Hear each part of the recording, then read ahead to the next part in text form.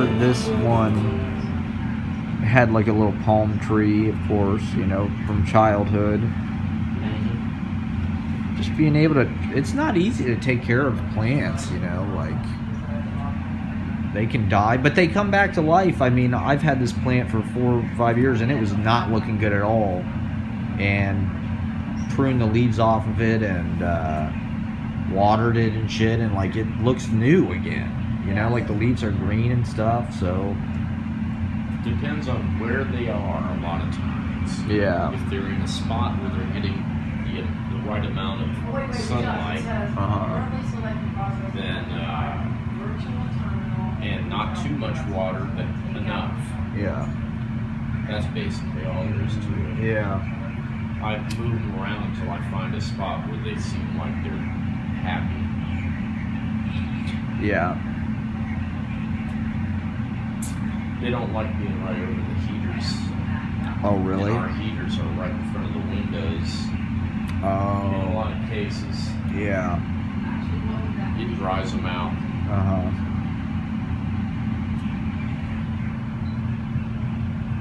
That one lives outside. Oh, okay. A lot of the time, like maybe 4 or 5 months. That's probably why it's been able to get so big. Yeah, out on the back porch, it gets a large amount of direct sunlight. It just beats down on it. Yeah.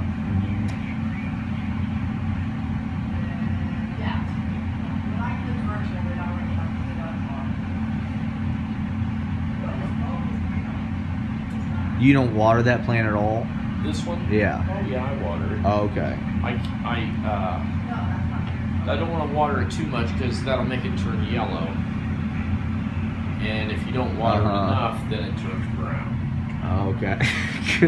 Good to know. Brown, it turns yellow first. Yeah. So it gets confusing to not know whether you've done enough or too much or what. Yeah. So I've got it in the kind of a pot that it's in right now. Yeah. If I put a lot of water in there, it all ends up going all the way to the bottom.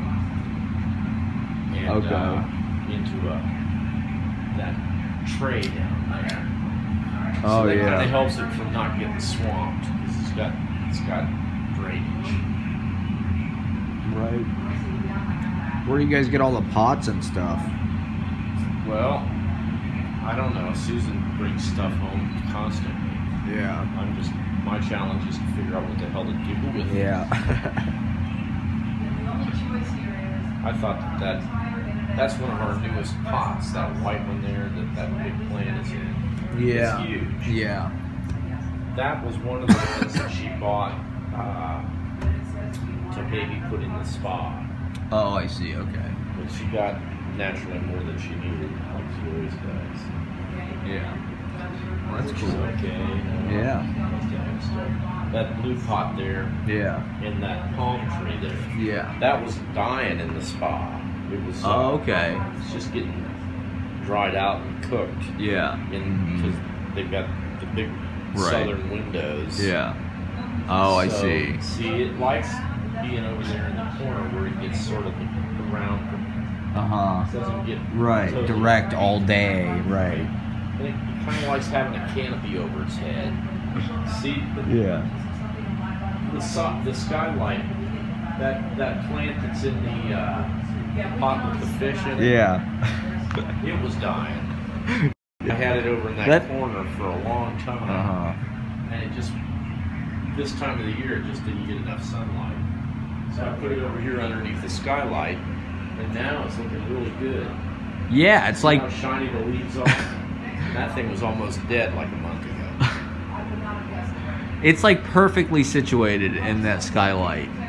It's like reaching for that skylight. Yeah. It is amazing how they come back, though. You know, like, it's just amazing how we can survive, you know? Like... Wouldn't it be cool? I think I saw a Twilight Zone, or maybe it was an Outer Limits, about this this woman. Maybe it was Elsa Lanchester. Yeah. She, it's called Green Fingers. Oh, nice. Could be Stephen King. Yeah. She's a gardener. And this guy wants to buy her house and kick her out of it so that he can build a golf course or something. Yeah. I don't know. Maybe it's Trump. Yeah. So he hires somebody to go and harass her, and she is killed. But her fingers are chopped off in the struggle, or so. I forget how this happened. Yeah. But she plants her fingers. Oh, okay. And they grow, and she is back. Wow. Yeah. Amazing. Green fingers. What a concept. That was a movie, or it's a television show. Oh, okay. Twilight Zone.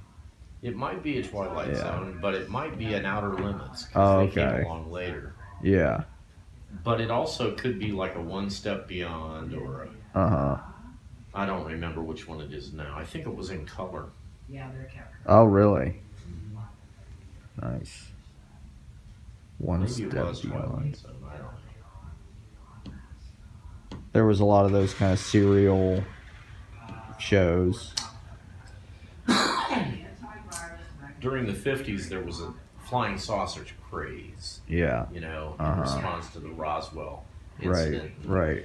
There were a lot of sightings in the early 50s, too. There were jets. People were flying all over the place in jets, you know. Yeah. And then during the 60s, there was a revival of the sort of strange things, like the Twilight Zone. Right. Yeah, Outer Limits. Yeah. Twilight Zone wasn't really about monsters. Things that are just unexplainable. Yeah. I guess there was kind of a wide variety of stories they had. Yeah. Yeah, but it wasn't typically like... Yeah, it wasn't horror. Stereotypical universal type of monsters, you know. Yeah. There's a Twilight Zone called 100 Yards Over the Hill, or Over the Ridge, or something like that, about these people that they're going on the train. It's a family, and the kid's sick. He's got typhoid or something. Yeah. And so the dad, he says, I'm just going to go up to the top of the ridge, maybe 100 yards, and see what's up there. Yeah. You know, when he gets up there, he's looking around, big high-tension electrical wire. He walks down the road until he comes to a diner. There's a calendar on the wall that says that it's like June 1962 or something. You know? Yeah. And he's like, he's talking like a pilgrim. Right. He's got a musket. He's wearing an Abe Lincoln hat, you know, the tall stovepipe hat, long tail coat. And he gets some penicillin from the waitress. He says his boy's real sick. He's got to get back to him. He's got some fever or something, you know. And she gives him some pills, you know, from the future. He's in the future, right? Yeah. And he goes back over the hill, and there they are. He returns back to his own time. In a Twilight. It's awesome. That was a Twilight. That sounds peaceful. It sort of reminded me so much sounds of great. my own family. Yeah. Across the fucking desert, you know, like that. Yeah. And traipsing. We traipsed. A lot of traipsing. Big time traipsers. Damn. Stop at a restaurant and everybody's traipsing. You know how it is with a big bunch of kids. Yeah. Hillbillies, man, from Chillicothe, Ohio. I'm totally laughing at that. Every time somebody would ask me, what's your name? Yeah. I would have to go through this whole big Uh-huh. York Right. What? Spell that for me, you know. What? Where'd you get that? Where are you from? Where are you from? Chillicothe, Ohio. What? Say that again. Slow, you know. That was before Wow. they even had zip codes. Really? Yeah. How did that work? I don't know. That's insane. I remember when they first started happening. Wow. A long fucking time ago. I thought the zip code would be like integral to everything. You know? Like, It is now. yeah. Because it's like, if you just have the address without the zip code. Well, you're you had fucked. to put the name of the town. Yeah. The state. Yeah. That was more important back then. But you had to be able to read it. Yeah. One of the hardest things about being a mailman is reading these people's handwriting. Yeah. Right. Right. It is surprisingly hard to read people's handwriting. Certain people, you're just like, how the fuck do you read this? This doesn't say anything, like, I don't know.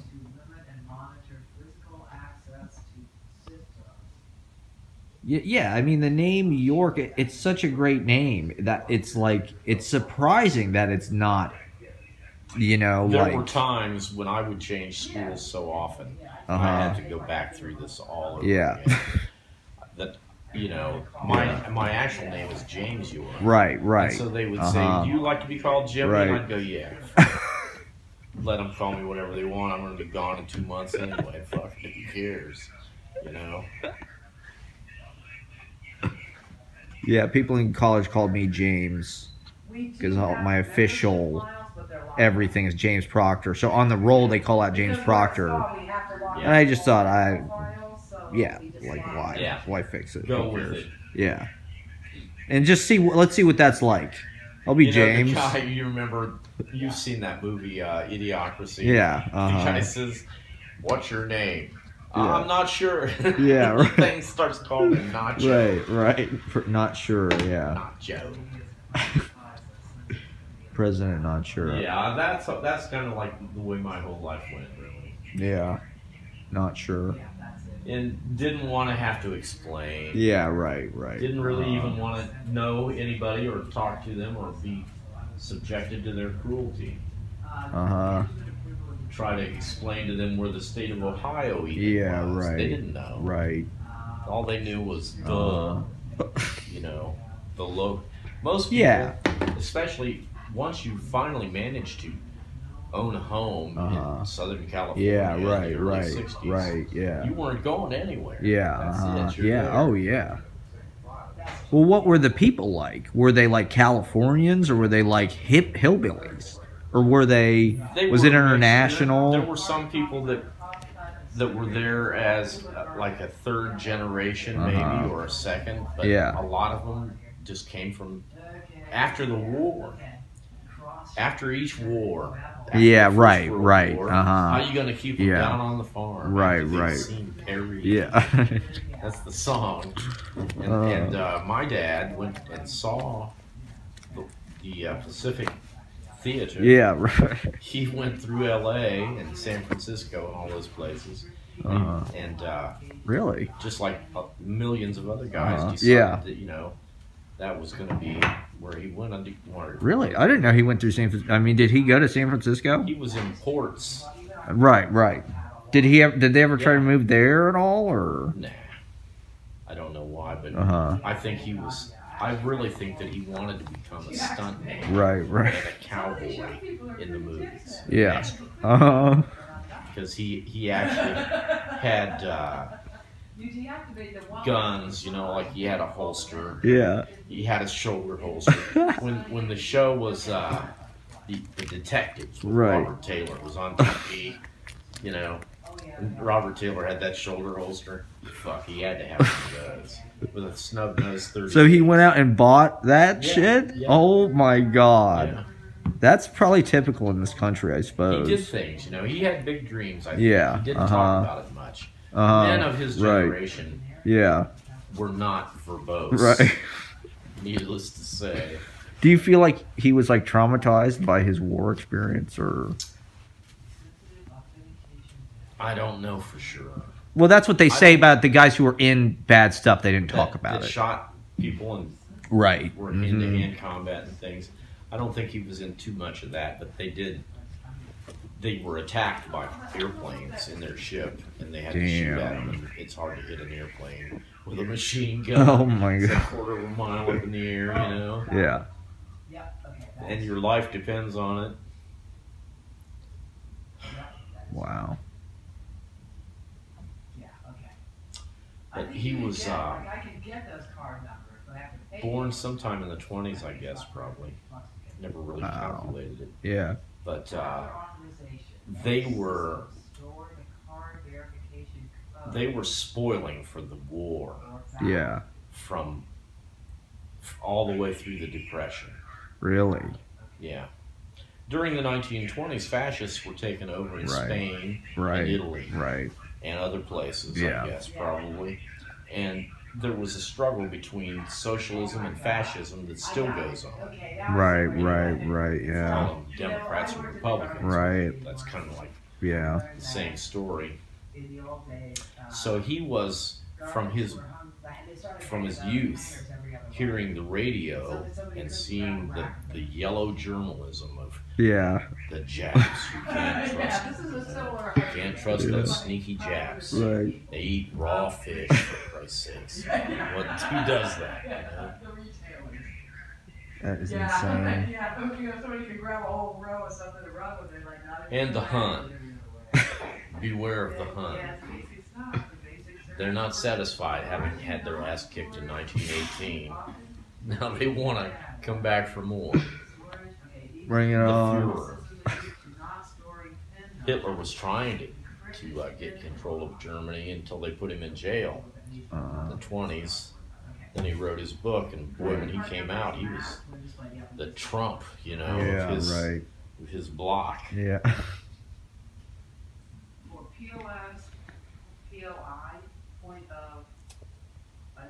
So my father was conditioned by all that, and that's the atmosphere he grew up in. Also, he went to the movies. He talked about this sometimes. It was a nickel on a Saturday. Yeah. Everybody was there. Wow. Making the scene, and watching Tom Mix, Buck Jones, Roy Rogers later. Roy Rogers is from Portsmouth, Ohio. Really? Yeah. I didn't know that. They have a street named after him down there. No shit. And my dad knew that, and he thought, if that fucker can do this, maybe I can give it a try. So that's one of the reasons why we kept moving back to LA about every couple of years. Hell yeah. And then they would get there, and my mother, being just a great family, so she could have all of her sisters and brothers. Yeah. She comes from a huge family, just like your mom. Yeah. Oh, really? And like she had 4 or 5 brothers and 2 or 3 sisters. And, I remember we went down there, I feel like, once. Remember that one time we went, it was like in Circleville or somewhere kind of... Circleville is where they ended up. But they, during my youth, they lived in Chillicothe out in the Manor. Oh, really? In the town, more newer houses. Technically a floodplain. Oh. But, they had a pool, man. Really? Yeah. In Chillicothe? Yeah. Holy shit. Yeah, well, there was a large family of them, and they all worked, and they all made money, and they did okay, Whereas the branch of the family where I lived with my grandmother and my grandfather, who died when I was 6, we were dirt poor all the time. I had no money. Ever. Wow. I started to work when I was like 15 to have some money. Yeah, right. I worked at the Chillicothe Gazette. Right. In the mail room. That's a pretty good job. It's a good ladder to be on. Well, for a 15-year-old, I got $1.60 an hour. $1.60 an hour. I'd work like 20 hours a week, and I'd end up with like 20-some dollars. What exactly do you do in the mailroom? You just sort it, or they're bundling the papers. They're printing the papers. They're coming out on a conveyor belt. Okay. They bundle up different amounts of papers for different areas. Damn. They put a code on them, a number, so that's a hard job. Number. I'm the guy standing outside at the end of the conveyor belt, catching the bundles. They're big, and stacking them up, and then helping move them into the one. There's all these old bags that have vans that take them out to distribute them to the paper boys. Yeah, yeah, so yeah. I handled every newspaper that came out of that place. Holy shit. All day. And I'd get there at like 2:30 or something like that in the afternoon and work until like 6 or 7. After we got all the bundles out and all loaded into, I don't know how many vans there were, 20, something. Then it was all the mailers. We had to do all the mailers. That means you roll the paper and you put a brown paper on it. Yeah. That's got an address and a name printed on the paper already. You just roll them up and stack them, roll them up and hit the glue. You know, there's no glue on them. You don't lick them. You just. So you got a pile like it's so big you have to carry it away. It was a little bit like working at the post office. Right. Similar thing. You're circulating paper. You're bringing paper to people. Yeah. So the same basic thing every day. There were all these little towns where the rural newspapers would go. Yeah. Yellowbud, Nipton. Roxy Bell. There's some fucking crazy names. Yeah. Knock 'em Stiff. Yeah, Knock 'em Stiff. Knock 'em Stiff was a place. I know a guy from Knock 'em Stiff. I think he was a drummer. Yeah. What the names down there are nuts, man. They're like psychedelic almost, you know? Yeah, they are. Adelphi. Oaktown. Patrick lived in Oaktown for a while. Really? Yeah. What was That's just north of Chillicothe. Okay. On 23. Okay. South of the Chillicothe Hospital. Ah. There was no hospital there until like 1970 something. Wow. It's just a cornfield.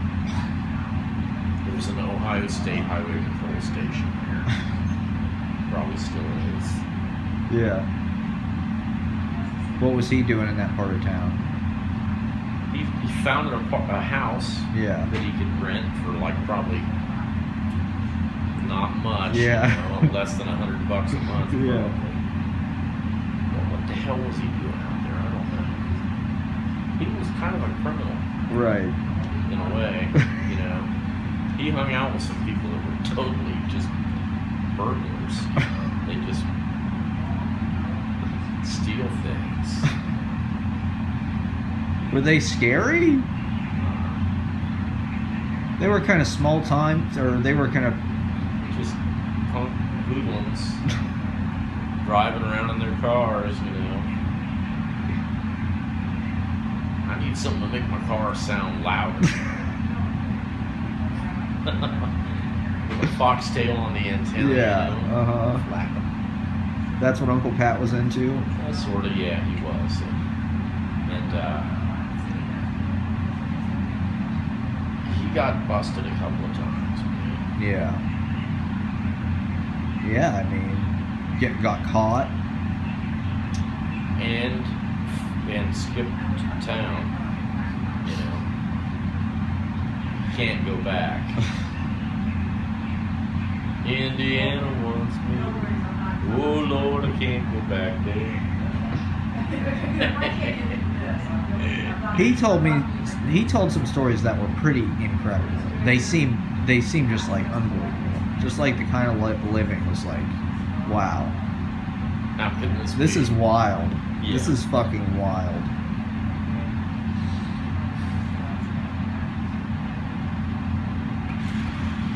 Well,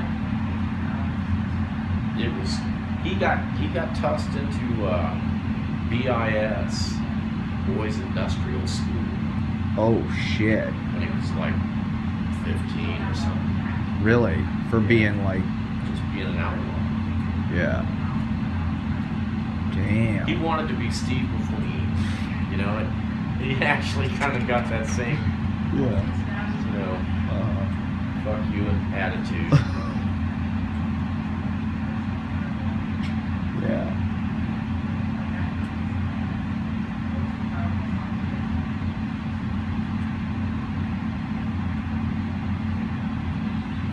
Well, I I thought I remember us having to go to court or something when we were kids to like bail him out or something, or because he was in like kind of jail.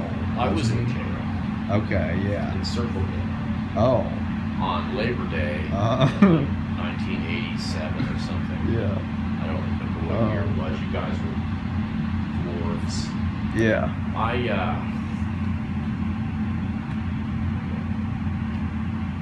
It couldn't have been 87. It must have been before that. There were two different times that I got tossed into jail in Circleville. And yeah. They were both on Labor Day, but in different years. You know, the first time I was going down to Chillicothe. Yeah. Bringing it back to Columbus. Yeah. That was my plan. You know. And I had this big overcoat. Yeah. Like this thing was monster. It was colored and shit. Yeah. And Alan was going to give me a ride from Chillicothe back to Columbus, right? On the way back from Chillicothe, he and I got into an argument. I don't even remember what it was about now. Being as how I'm the older brother, I was like, what? What are you talking about? Yeah. And he's like, hey, hate you, just coming at me with everything, you know. And he hit me in the nose, and I had a bloody nose as he was driving. We're driving up 23, so we get to Circleville, and he just drives into the Pizza Hut and says, "Get out," and leaves me there, right? I went in and got on the phone booth, and I called this girl I know to come and pick me up. As I find out later, she never even tried to come. It was just a futile effort. I was doomed. I couldn't go back out and hitchhike again. And a sheriff saw me in. He says, "What are you doing? You know, you look suspicious." Oh my God! And I had it was all in little bags. Oh no! So, like this guy's obviously going to jail. Oh shit! So they take me to the Circleville jail. Oh, Could have happened to anybody. Yeah, of course. Yeah. So, since it's Labor Day, Friday night, a lot of people are in the jail. Yeah. Raising hell. You know, I'm off in the corner just trying to. Oh my God. Stay away from it. And the court doesn't open on Monday because it's a holiday, so you don't get to go to court until Tuesday. So I'm there Saturday, Sunday, and Monday, and finally Tuesday. Before court even started, some friends of mine heard that I was there, and so they came and got me out. Cost like $100, you know. Nice. That's awesome. And I hawked one of my amplifiers and paid the guy back. There is something that we're doing that is definitely not. Wow, that's horrible. Yeah, I lost all the. Shit. I still had some in my wallet that I put in my wallet. Well, wasn't that like when they gave my stuff back, they were still in there. I had them still, so at least I wasn't totally out of weed. But you know, back then I about $120, something like that. So that's then I also.